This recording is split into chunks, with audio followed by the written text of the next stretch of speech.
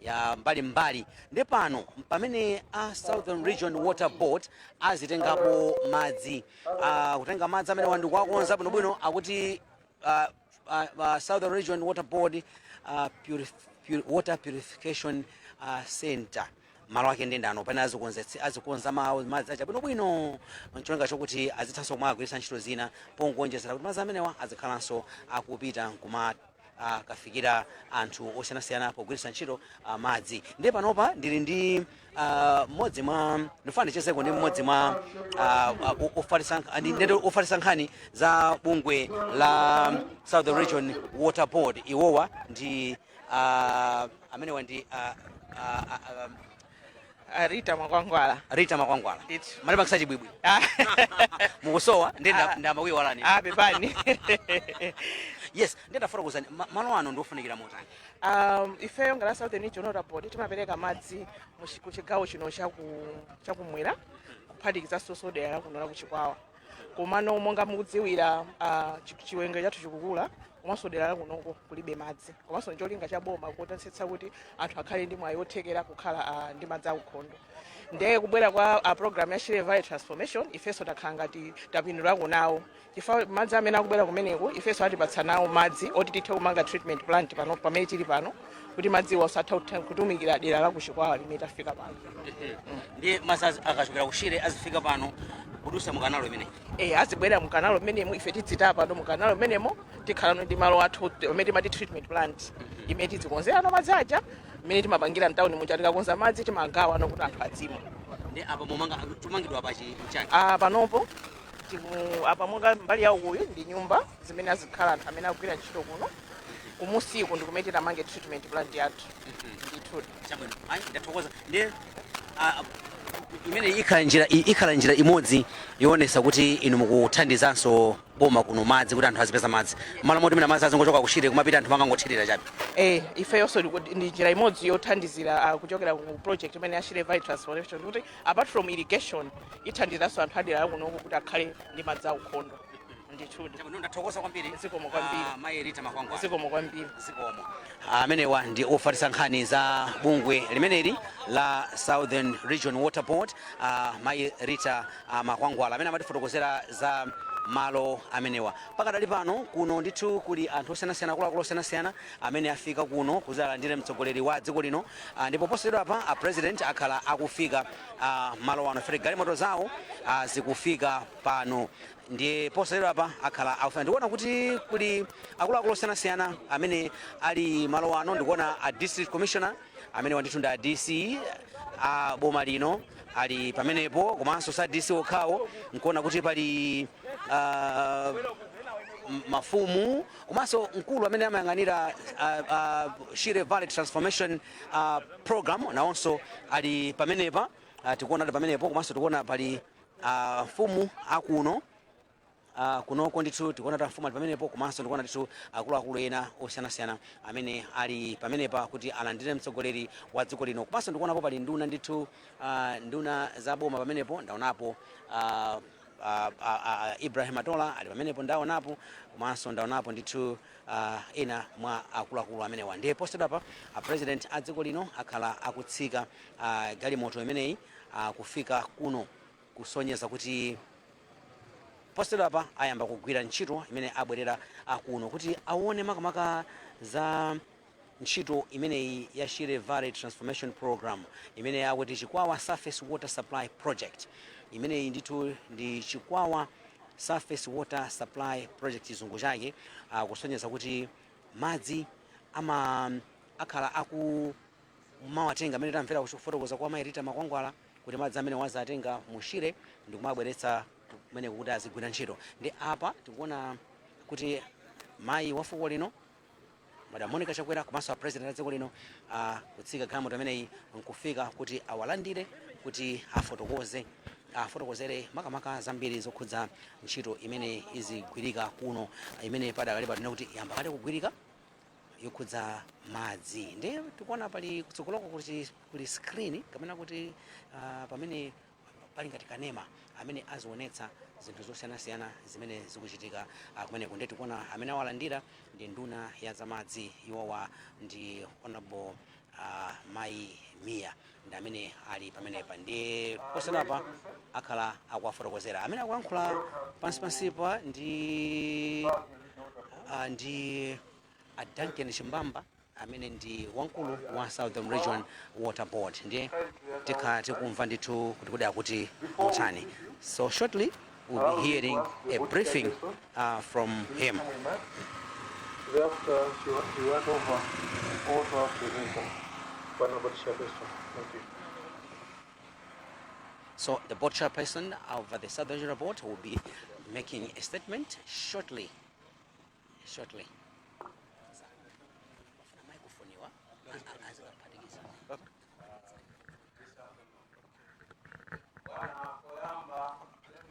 I know that you have very little time because of your heavy schedule. But Poyamba, because we are talking about water, let me thank you and your government and yourself personally, Your Excellency, for the support that you're giving us at the Southern Region Water Board. The projects we are undertaking, we would not have been able to do them without your personal support, Your Excellency.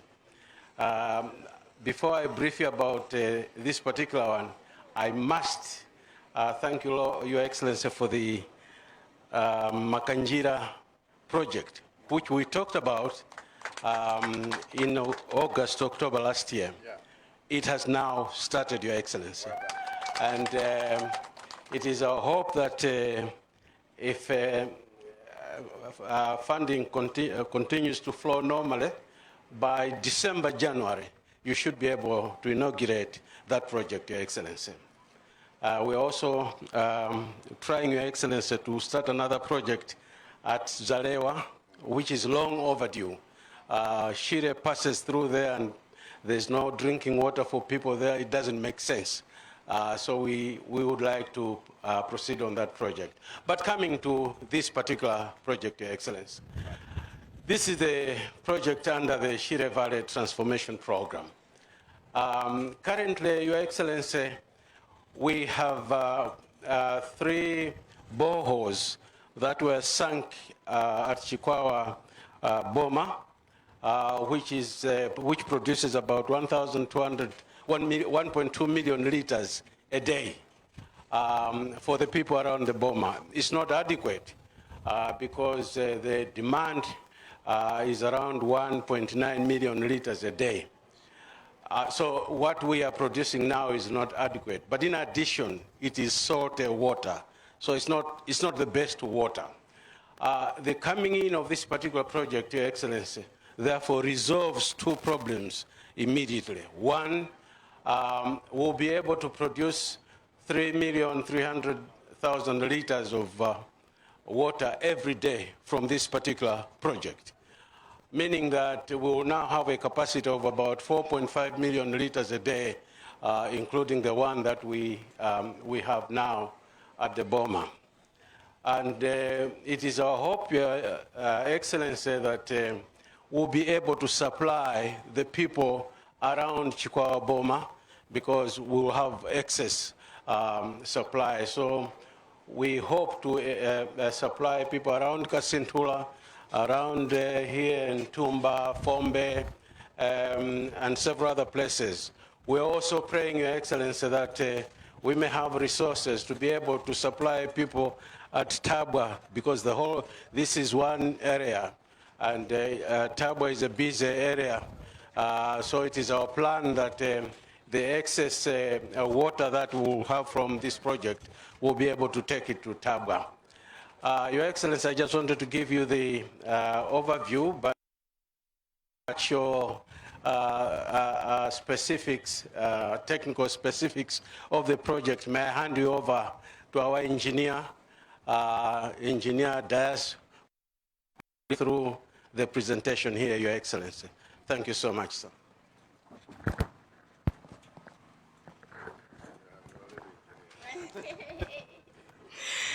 Thank you so much, Your Excellency. Welcome. I'll be presenting to you the Chikwawa Surface Water Supply Project under Shire Valley Transformation Program. Your Excellency, Chikwawa scheme is one of the 33 supply centers that Southern Regional Water Board has. And for as already indicated by the board chair, we have groundwater,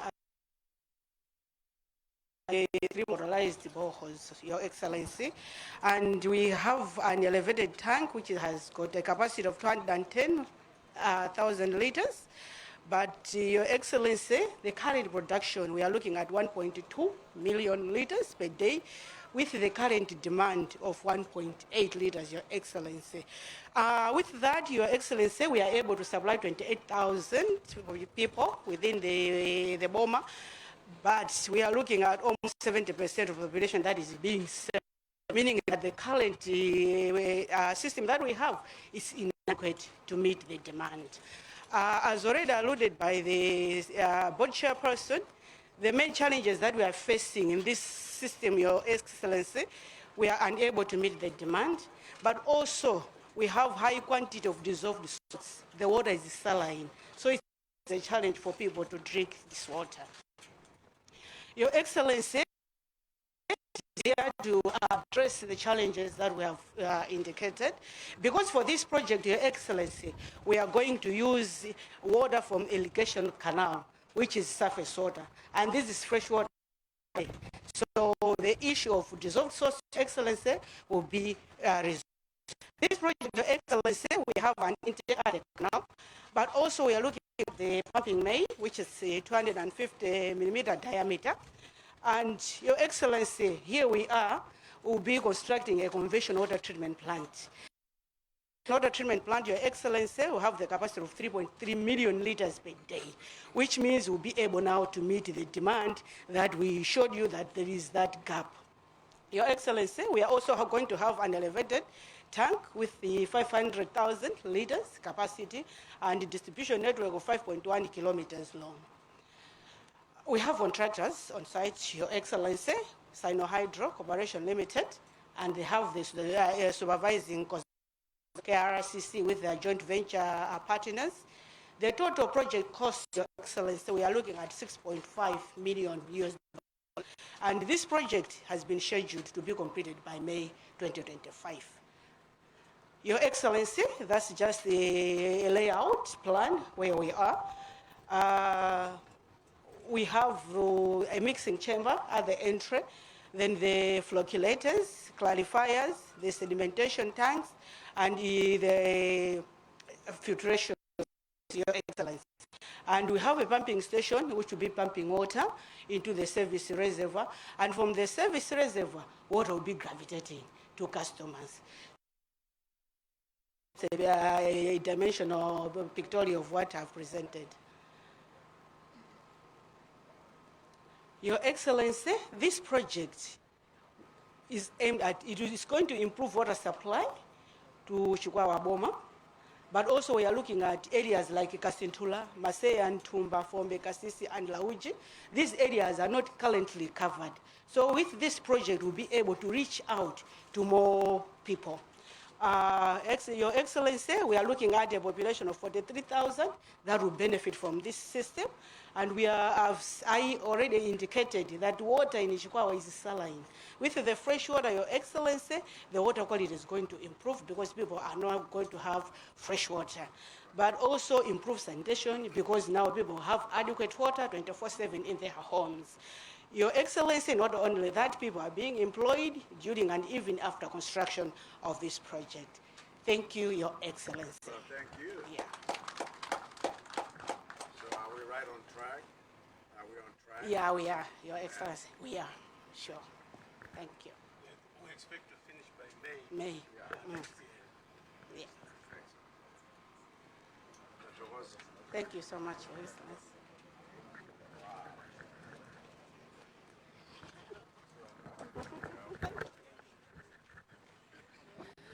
There we have had engineer for the Southern Regional Board making a presentation there. The number, especially the liters that they are producing every day, their plans in future. I have Lita Mapangwala, who is a spokesperson for Southern Regional Board. Lita, how important is this project to you as Southern Regional Board? Improving access to potable water. So as the presentation through the presentation. For the Chikwawa side, we already have a Yeah. So then I wouldn't end it was that you just look for the works, just to make sure now the contractor. Our grandchildren again when I would start Malo, Bajina, your center Zambia. Okay, iwewe ngati modzi wa kugwira ntchito kuno ukuona kuti nkufunikira bwanji kapena ntchito imene yakupindula pa motani. Kumbala ine kundipindula kwake wani, as I'm going along, obviously I'm getting much of the experience in Gariwaina as a person. In the same time, Maso Ndobanga is exposing somebody one bit so that no matter what na kuti kusogolo kuzitokazi nzori zothandiza. Yeah. Ndio kupindula ndithu. Inende kupindula wa inende kupindula experience. That's what matters a lot indeed. Zina chanaenda? Ine ndi Chikwawa Hudson. Yeah. Thank you. A project ndiano zina chanda? Dzina langa ndine Louis Nkandawire. Mr. Louis Nkandawire. Chipeti zipanga ndofuna inundire imani pomwepo. Ndino project amene mukana project imene. Project imene ndiofunika bwanji. Mwana fafu somwe muzidi yankha tikuyenda. Tizirowera mbali ya kufuna president akulowera manhwano akupita ulendo umene tunafuna kuti mwina muzindifotokozera kuti tufuna tifike pamene kupita president pano. Akona president apita kuti akachoka pano akupita ku canal irrigation canal yomwe ikupangidwa ndi Ashire Valley Transformation. Ndi patali kumbe so? Aya sipatali about 200 meters from here. Tifika amene pana fenso. Ichi chikutukonya ndi chani? Tamva ni nyumba? Imene ndi staff house ya pano. Because this place is going to be an operational plant, we need to have staff 24 hours on site. To accommodate them, we provided staff houses on site to make things efficient. Ndi padakali pano president anyamuka malo ano kupita kwetu kupitako. Tafotokoza kuti inu ntchito imene muyigwira motani.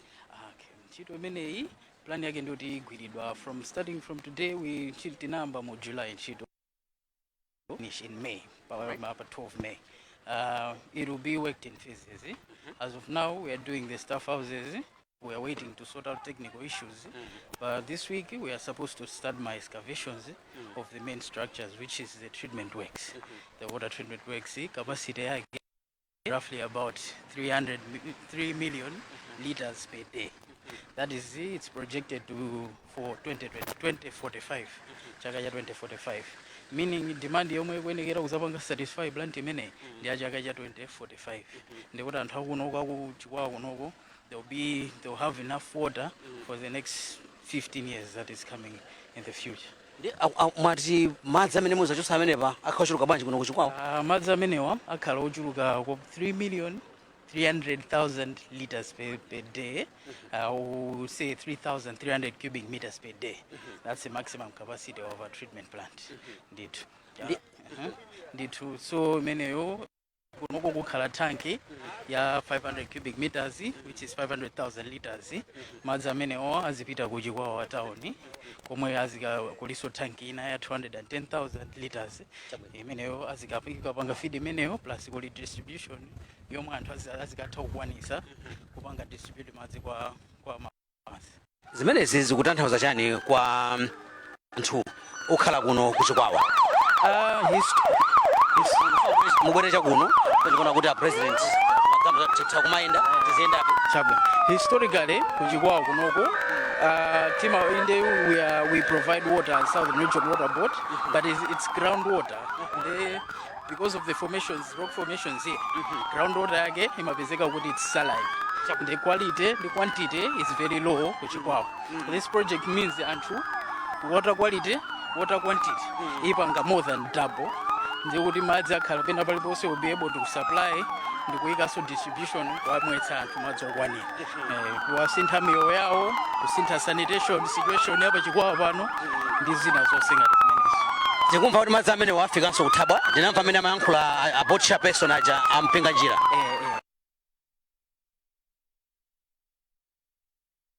Akafikisa kuthabwa ndi madera osanatchulidwa aja. Chabwino. Dzina langa ndine Louis Nkandawire, water engineer. Chabwino ndi apa tikuona chinthu tafika notsopano malo amene ajamuka kanalo ija ndikuti ndi imeneyi tafika mu kanalo ija kanalo imene isenga madzi akumanga kwina konseko yamangidwa koma kuno kumene akumanga nde ipitirira tafotokozani kuti apresident afuna kuona chani pa apapa apresident afuna aone mmene ntchito ikugwirikira ngati anzathu machina kutithandiza ndi Asino Hydro mmene mukuonera kumanjaku concrete yake amagwira ntchito chonchi apapa akuthira concrete timaitcha canal lining. They are doing canal lining. This is kilometer 20, meaning komwe tuchokaku kwachitika kale 20 kilometers. Kwachitika kilometers angati? Kwachitika 20 kilometers. Tiko komwe setukulowera kuso ntchito ikugwirika so. Nde zikuoneka kuti nzapamwamba kwambiri zinthu zake. Zinthu zake nzabwino kwa basi. Monga mutha kuonera chitukuko. Chimenechi ndi chitukuko cha once in a lifetime. As we can see, zomwe timagamba mene inabwera UTM ndi MCP za mega farms zija apapa kachiyambi kake ndi kamene kakande. Kachiyambi kake kanali kameneka? Kakupika komwe tikulowera ndi kumeneko ndithu.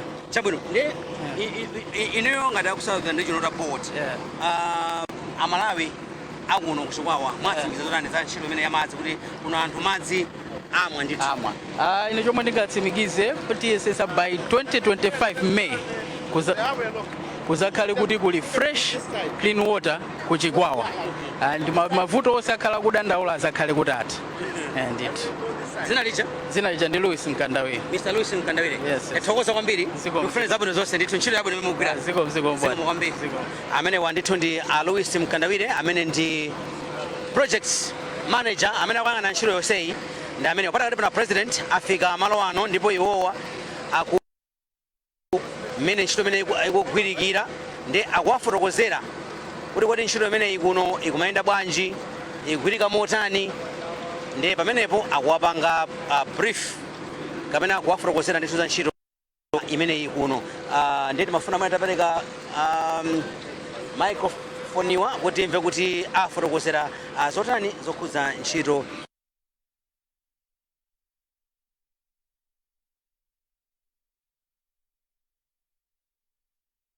Through the mixer trucks, and from the mixer truck, the concrete is conveyed into the first component of the grinding machine, which we call paver. So the paver places and presses the concrete according to the shape of the canal. It has a vibrating component which makes sure that it eliminates voids from the concrete. After this component, there comes the next component, which we call a floater. So that one basically smoothens the surface of the concrete. After that one, we have a team of workers that work on shining concrete surface. Basically two teams. The first team shining, second team also shining. Wow. Once it dries up, we cover it with the geotechnical and apply water so that it doesn't develop cracks. It ensures that there is proper curing of the concrete. Wow. So maybe after a day, then we come to cut the concrete every 6 meters to ensure that there is no propagation of cracks on the concrete. So this machine, in a day, we can do up to 180 meters one side. But on average, maybe 90 meters. But on a very, very good day, we can do up to 180 meters. Wow. Where we are standing now is 3 kilometers from the Kupitilirr. And this side, under phase one, we have about, but in terms of progress, we have lined about the 50 kilometers. I see. Sure. So we are expecting to finish this one by early next year. Sure, Your Excellency. Wow.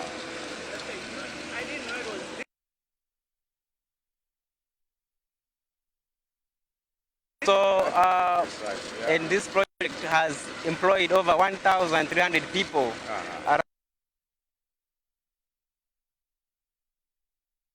We are consuming about 210 tons of cement. Can you imagine? So you can imagine the kind of demand that we have on cement. That's right. Wow. Yes, exactly. Yeah, from Lafarge. Lafarge. Yes, yeah, sure. Exactly. Even when we are doing the excavations this side, people are finding rocks from the canal and they are breaking and selling to other people also who are building houses. So there are also people that are benefiting. Yeah, small businesses. Yeah, sure. Excellent. Sure, Excellency.